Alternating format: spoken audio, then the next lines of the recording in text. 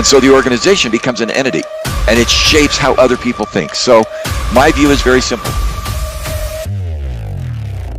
I think one of the mistakes we make is we focus on our activities, not the outcomes. That one of the challenges is it's not what I do, it's the value I create because of what I do.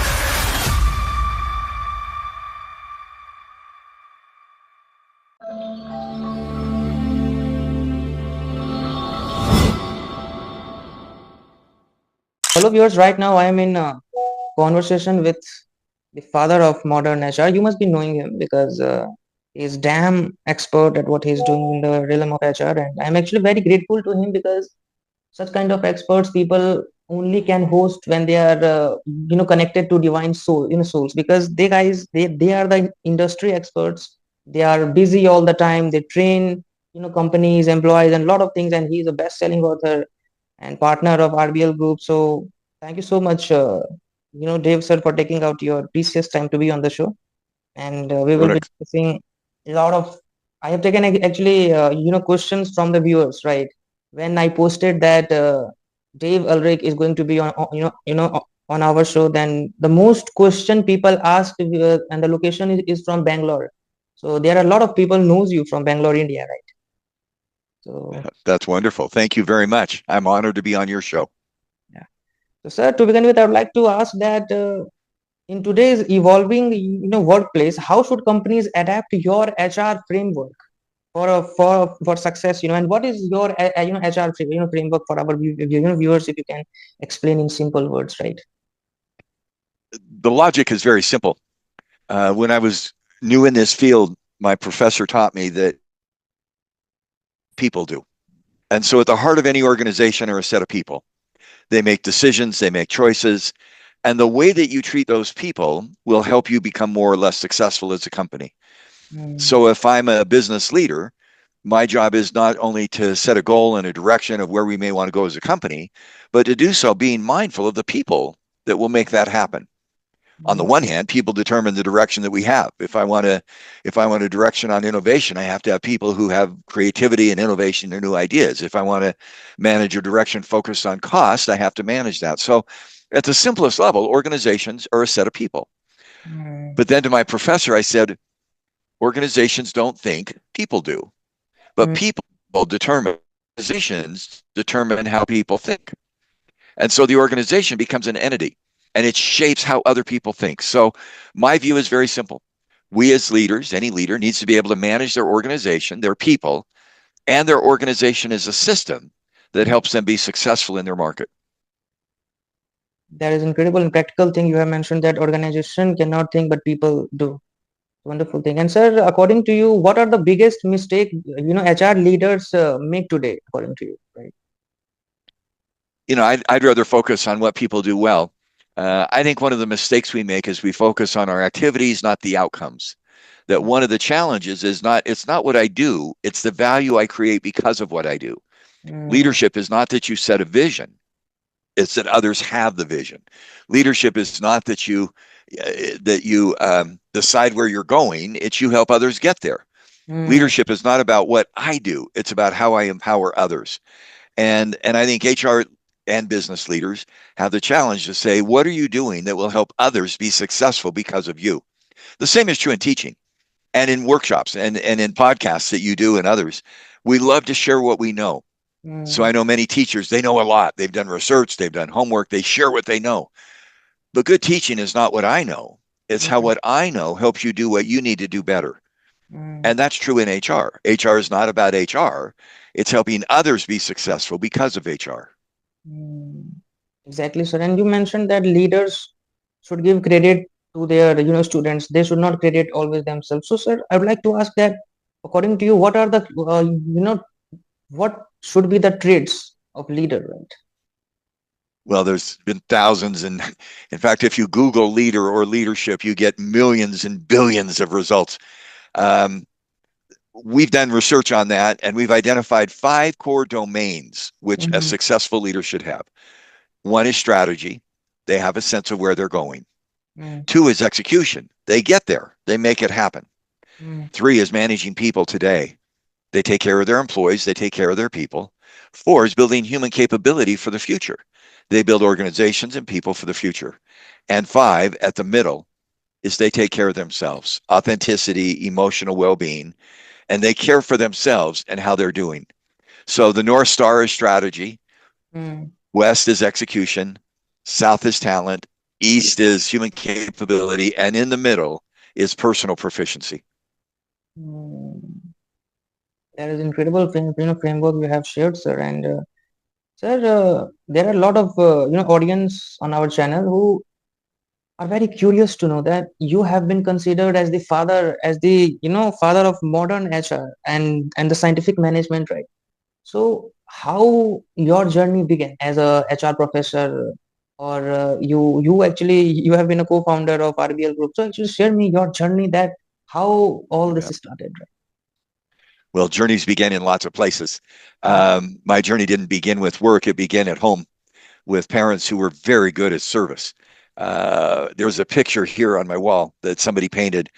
My father worked for the government, and when Mm, he retired, he decided to go to stores in the United States and pick up bread and fruit that was a day old. It was good, but it was a day old, and give it to those in need.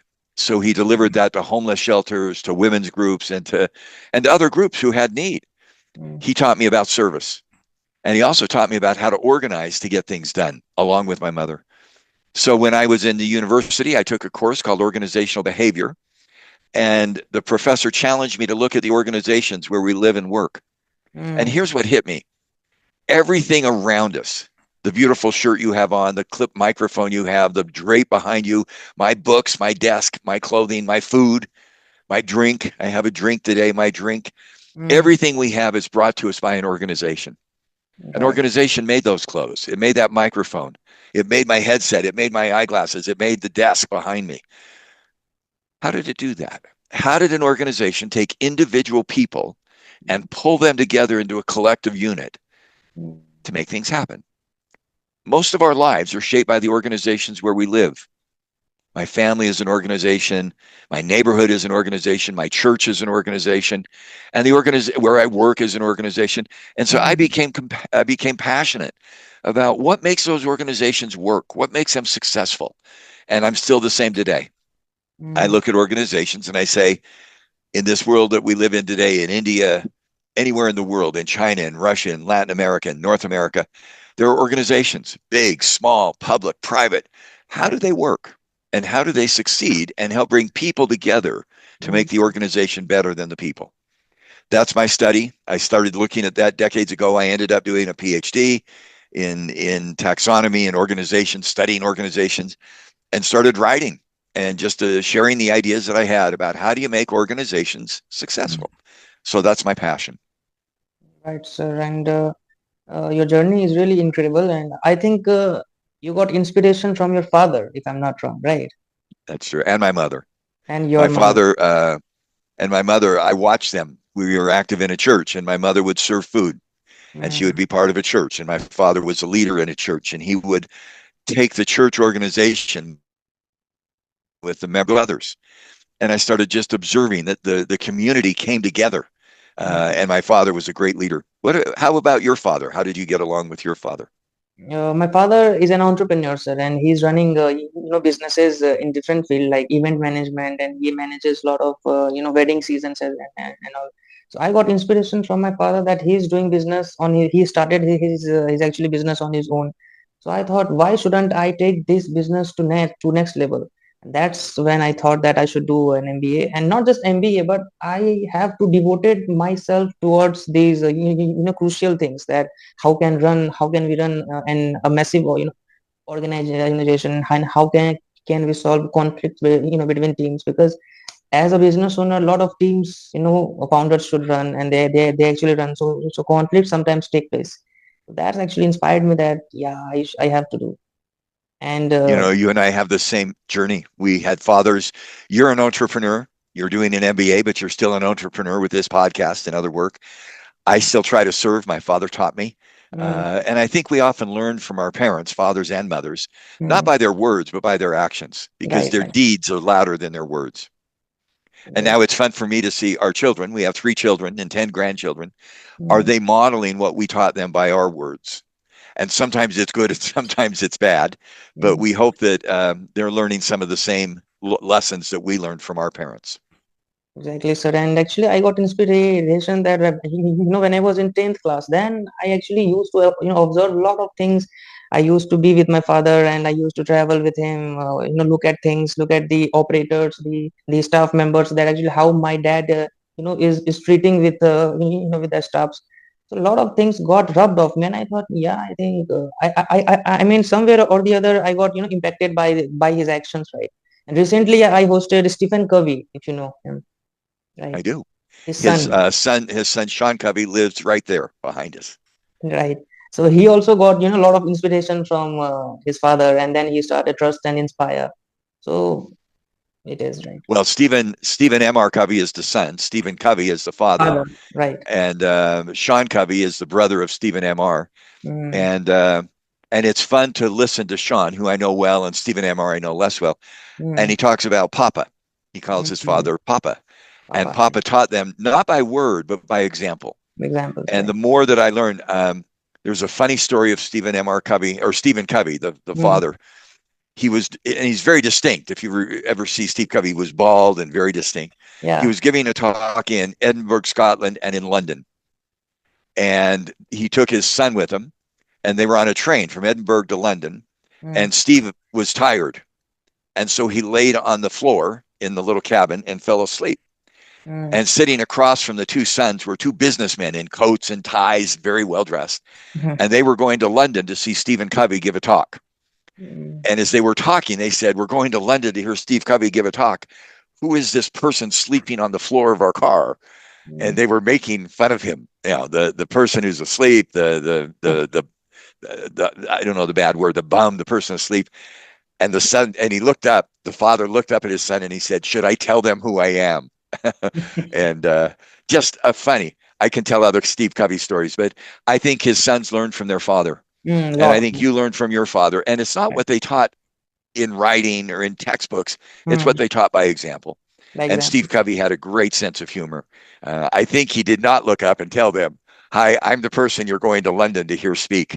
Uh, but uh, but I think we learned from our fathers. Congratulations! I hope if your father's alive, you help him Yeah. recognize how Right. much value he gave you. My father has passed away, and I still pay tribute to him very, very often. That's the picture of him getting food from a store Mm, that he would then deliver to the people for 25 years of his life. mm. Go down to your father, sir. And sir, moving towards the most integral question, which is what's one leadership myth that needs to be debunked, instantly? What do you think that leadership myth is actually going on in the country or organizations, I'm going to go back to the same message. Leadership is not right? about you. Mm, Leadership is not about you. It's about how you make others feel better. I've done a lot of research, I've written a lot of books and done studies, mm, but leadership is really one simple, simple question. How often do people leave an interaction with you feeling better or worse about themselves? mm, That's it. So when you interact with somebody, or if there's a leader listening to the call, when you interact with somebody today, 5 or 10 or 15 or 20 people individually or collectively in a group, mm, are you thinking about how they feel better about themselves? That mm. doesn't mean you're always positive. Sometimes you have to challenge people and push people, but you need to help them feel better about themselves as a result. Right, exactly. So leadership is not about us, it is about people. So it is very practical thing you have mentioned, sir, because there are a lot of theoretical things has been written in books that leadership, integrity, a lot of things, but the only crucial thing, if people will incorporate in his mind, in his mind, that it is about not me. So me is very bad thing in the realm of leadership, that I have done this, all credit goes to me, the team has been created by me. So we should give credit, credit. So very practical thing. And sir, I would like to ask one question, which I is mean, let me just give an example. mm, Behind me are people that are great leaders. Martin mm, Luther King was a civil rights leader in America, mm, and he helped others feel better about themselves, to have an identity. Sheikh mm, Zayed, right, we happen to be doing this interview during Ramadan. mm, He was an iconic leader for a whole world of people. And the theory of Islam is that you serve and you make others feel better. My father, I gave an example, and I will add mm. my wife. Wife, right, That those who are around her leave feeling better about themselves. She has a knack and a Mm, gift of helping others feel better. She's a psychologist, but mm, it's not her training. It's her concern and her empathy and her love. mm, And I think leaders' job is to help others feel better about themselves. mm. That's the world we live in. Exactly, sir. It is very, very incredible thing you have mentioned. Sir, I'd like to ask that if HR had a theme song, then what would it be? What do you think? I'm not great at music. It's not my forte. What do you think if HR had a theme song? You must be very good at music. What would the song be? I didn't think because I thought that I should ask you this because when I was watching your interviews on YouTube, I just found a bit of humor in you that you talk with giving a lot of examples like you have likewise you have placed a few examples that the leaders has been in my background and they have done a lot of incredible things. So I thought you somewhere or the other you must have a sense of humor, so I thought that I should ask I, and I this. think I have a sense of humor. And so I'm just not as into music. I'm going to give you a song that's old and you may not even know it. It's by Mm, Simon and Garfunkel, two great musicians, and Paul Simon is still somewhat active. They did a song that I loved at the time, Bridge Over Troubled Water. And mm, as I think about it, the world we live in is troubled. It's uncertain. The water is turbulent. I hadn't thought about that, but we live in uncertain times. right. And you create a bridge and you move Mm, beyond. And if I were to pick a song, I guess that's the one that comes to my mind that is a really nice song. Uh, I I like that song. The other songs I pick, I happen to be religious, would probably be more Christian songs that not everybody would relate to. But Bridge Over Troubled Water is a beautiful message. HR, I've not thought about that. Thank you for asking. HR is the bridge over your troubled water. exactly. So it was it is an hypothetical question that, oh, we should think of this if HR had a theme song, right? So you have suggested a song and surely we will listen. And sir, I'd like to ask what is a past failure that unexpectedly led to your success, right? Any past failure that actually led to your success unexpectedly, that you didn't even think that this could be. I'm sorry, it cut out. Could you ask that question once more? The one of the world we live in is technology, and sometimes it works and sometimes it doesn't. So could you ask it once more? Yes, sure. The technology cut out. I was asking that, sir, what is the past failure in your life that actually unexpectedly led to your success? I mean, you thought that, oh, it is right. Yeah, that question. My wife is a very good psychologist. I mentioned her. Mentioned. She loves to do this exercise. She Mm, says to people, "Don't tell me what it is, but how many of you have had a failure in your life? Raise your hand." And mm, everybody, it could be in a relationship, it could be at work, it could be health, it could be right. financial. We've all had things that didn't work, and I'll share mine in a minute.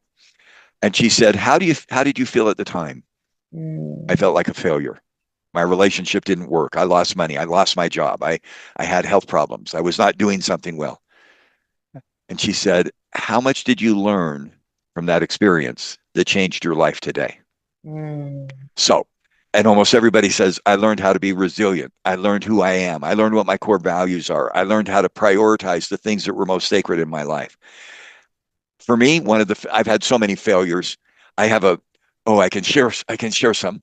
I'm in my office. So I did a dissertation, which took 1 year of writing on numerical taxonomy and abstract. And back then they sold the dissertations.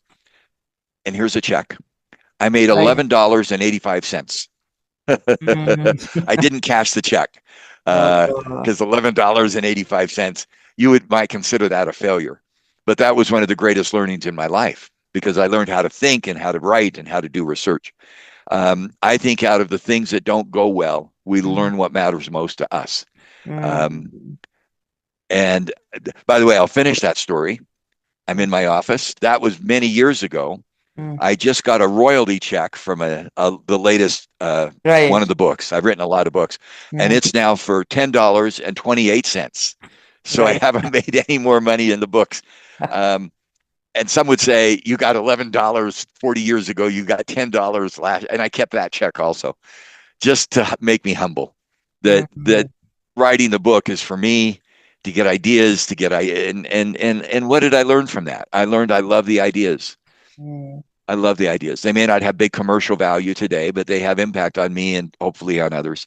And I think we learn from failure about resilience, about identity, about purpose. right. And the other thing we learn from failure is who stays with us. Um, Mm, I'm delighted to announce my wife and I celebrate our 50th anniversary.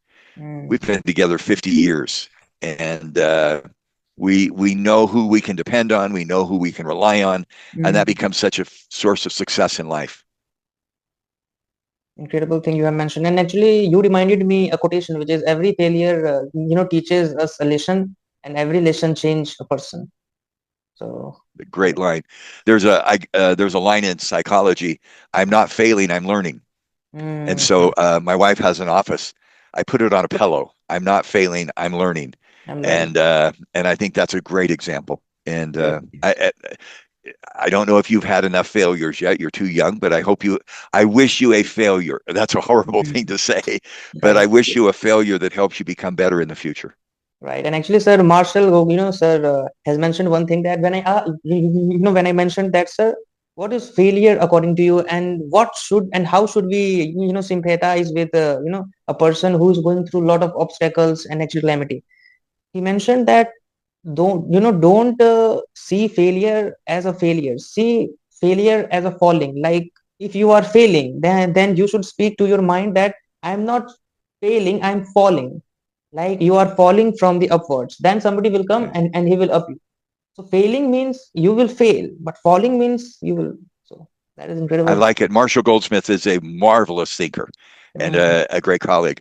I like to think of you're not failing, you're learning. you're learning, And right? and in fact, I love to say to folks, if you're not pushing ideas, Mm, trying something that's new, you're not learning. And so failure is an opportunity to learn.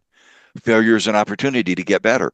right. And I encourage people to say, go try something new, go experiment. Mm, One of the things that happens as we get older, and as you and your listeners get older, we start to redo the things we've done.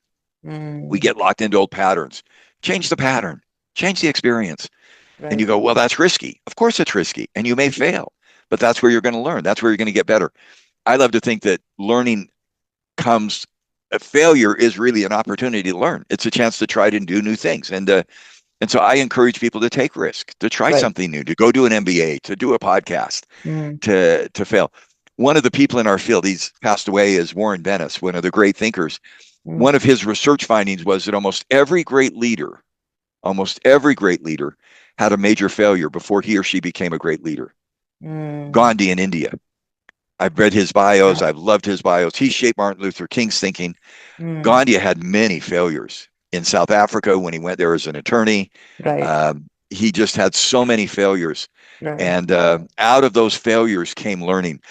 I'll tell a Gandhi story that almost nobody's heard. Mm, My mentor worked with Gandhi's grandson. So there's a little history. And mm, his grandson said, my mentor, Ritchie, said to his Gandhi's grandson, what did your grandfather teach you? And here's the story. When my grandfather was well known, famous in India, he was going to a meeting and he asked me at age 16 or 17 to take the car to the shop and get it repaired. Well, as a 16 or 17-year-old, I didn't do it. I mm, went out, I played. When my grandfather met me again, he said, did you take the car to the shop? And I lied. And I said to my grandfather, I took the car to the shop. And Gandhi said, the shop called me. You did not take the car to the shop. You mm, lied. I have failed you. And he said, I'll tell you what I'm going to do to help you learn. I'm going to ask you to drive the car, and I don't know what city in India, through the streets of this city in India. mm, And I, as an old grandfather, will walk behind it for the mm. next hour, thinking about how I failed you. And the grandson of Gandhi said, I was so ashamed because we drove through the streets in India with Gandhi, the iconic thinker in Iconic. India, Mm, walking behind me. And he said, I'll never forget that. I failed. And he said, I need to learn how I failed you as a grandfather. What an interesting story. interesting. Gandhi was constantly teaching, and his Mm, grandson shared that story with my mentor, mm, who said, failure is an opportunity to learn. Anyway, exactly. it's a great story of Gandhi Great. continuing to teach even his grandson. And his grandson said, I was shamed. I was shamed. Can you imagine driving through India with Mm, Gandhi having to walk as an older man? And he said the shame was so great that I would never lie to my grandfather again. Interesting story it is, and Gandhi kind of iconic person is teaching a lesson. So I have actually never heard of it, but I love this story and I learned. Well, it's a story almost nobody's heard because it came from the grandson Mm, who told it to my mentor. So it's secondhand, but I still believe the story. yeah, second hand story, right? But it makes sense. I loved it. A lot of people can learn from it.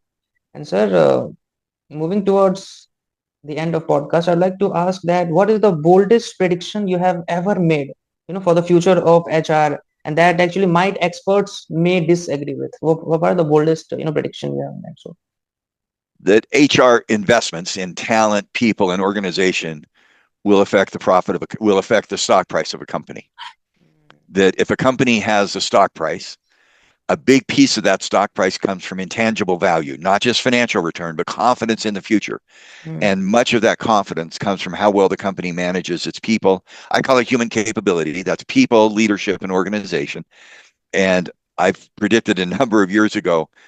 We did a book called Why the Bottom Line Isn't. It made more than $10, mm, but it did not become a bestseller.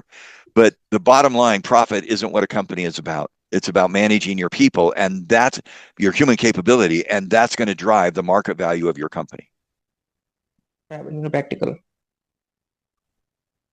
So, sir, what do you think that in HR should avoid? I mean, what are the things that you see in HR and you feel that no, this should not be done from traditional to modern HR, right?